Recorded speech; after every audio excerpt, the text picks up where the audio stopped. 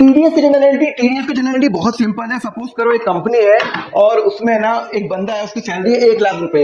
अब यहाँ पे उसने 10% टीडीएस काट के उसको 90,000 रुपए जमा करा है। अब कंपनी यहाँ पे जनरलिटी क्या करेगी? बड़ी सिंपल है। देखो कंपनी का एंगल से सोचो, कंपनी का जो खर्चा है वो कितना है? तो कंपनी का खर्चा तो 1 लाख रुपए, बिकॉज वो सैलरी तो 1 लाख रुपए दे रही है। तो अगर वो सैलरी 1 लाख रुपए दे रही है तो मतलब खर्चा है, और खर्चा जब जब बढ़ता है तब वो क्या होता है? डेबिट होता है। तो सैलरी अकाउंट डेबिट होगा 1 लाख रुपए।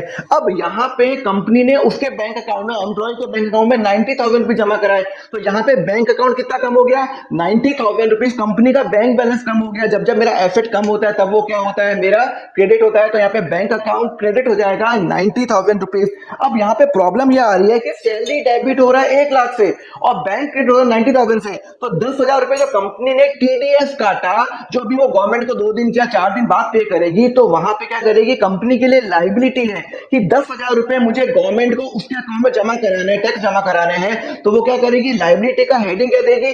To tax payable. क्या देगी एंट्री? To tax payable. मतलब यहाँ पे टैक्स पेबल मेरी लाइबिलिटी है, लाइबिलिटी बढ़ रही है तो वो हो जाएगा क्रेडिट। कितना? 10,000 रुपए। तो यहाँ पे सैलरी अकाउंट डेबिट 1 लाख रुपए, to bank 90,000 rupees and to tax payable 10,000 रुपए। अब सपोज करो 10 दिन बाद उसने वो टैक्स गवर्नमेंट को पे कर दिया, तो कंपनी एंट्री क्या करेगी? अरे सिंपल सी बात है, यहाँ पे उसकी लाइबिलिटी कम हो रही है, टैक्स पेबल कितना पे करना था गवर्नमेंट को? 10,000। लाइबिलिटी कम होगी तो डेबिट होगा टैक्स पेबल, और फिर कंपनी गवर्नमेंट को पे करेगी 10,000, तो कंपनी का बैंक अकाउंट कम हो जाएगा 10,000 से, तो बैंक अकाउंट हो जाएगा क्रेडिट, एंट्री जाएगी tax payable account debit to bank. और ऐसी फंडा के लिए फॉलो करो अकाउंट फंडा।